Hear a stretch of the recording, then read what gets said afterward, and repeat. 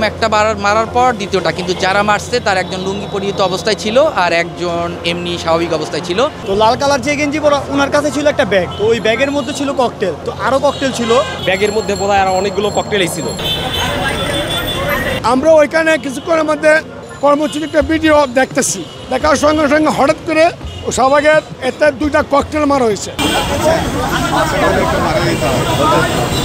ছবি প্রদর্শন চলছিল, তার সেই সময় মাত্র ওই চলছে, ওই টাইমেই দুইটা ককটেল, কে বা কারা দুইটা ককটেল মেরে ওই বিশ্ববিদ্যালয়ের ভিতরে পালিয়ে গেছে।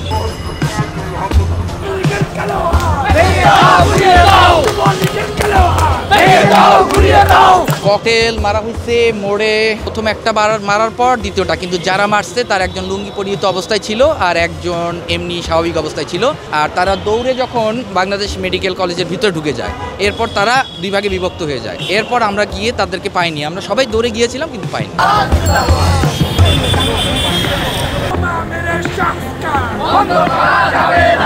দেখলাম যে ককটেল মেরে যখন ওরে আমরা ধাওয়া করছিলাম, ওই লোকটা হলো পিজি হাসপাতালের যে গেট, বারডেমের অপোজিটে গেট দিয়ে ঢুকে গেল। হলুদ গেঞ্জি পরা, হাতে একটা লাল ব্যাগ ছিল, ব্যাগের মধ্যে বোধহয় আর অনেকগুলো ককটেলই ছিল। তা আমরা যখন ধাওয়া করছিলাম, ওই লোক হলো গিয়ে হসপিটালের মধ্যে ঢুকে গেল এবং সাথে সাথে আনসারগুলো গেট লাগিয়ে দিল।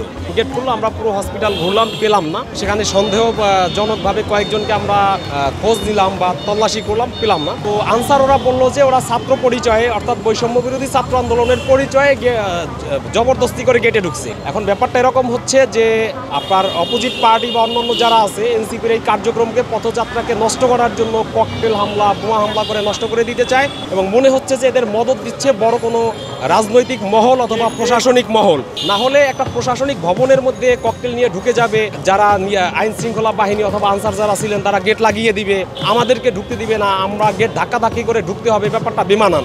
আমরা এদিকে জুলাই প্রদর্শনীর যে স্ক্রিনে দেখানো হচ্ছিল সাধারণ জনগণকে, তো এর মধ্যে হঠাৎ করে একটা ককটেলের আওয়াজ আসলো 4 রাস্তার মুখে, ঠিক। তো এরপরে সেম আবার সাথে সাথে আরেকটা মারলো। তো আমরা এর মধ্যে সবাই দৌড় দিই, যারা ছিলাম সবাই দৌড় দিই। দৌড় দেওয়ার পরে দেখা গেল একজন হলুদ কালার গেঞ্জি পরা আর একজন রেড কালার গেঞ্জি পরা, লাল কালার। তো লাল কালার যে গেঞ্জি পরা ওনার কাছে ছিল একটা ব্যাগ, তো ওই ব্যাগের মধ্যে ছিল ককটেল, তো আরো ককটেল ছিল।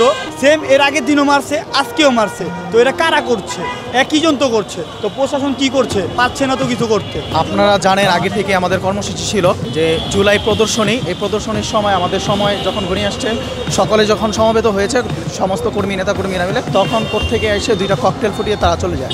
তাদেরকে ধাওয়া করছে, তারা হসপিটালের ভিতর চলে গেছে। তো এভাবে যদি আমাদের একটা দলের যদি নিরাপত্তা না থাকে, তাহলে এই যেই বা যারা এই কাজ করেছে জনমানুষের নিরাপত্তা আমরা কীভাবে নিশ্চিত করব?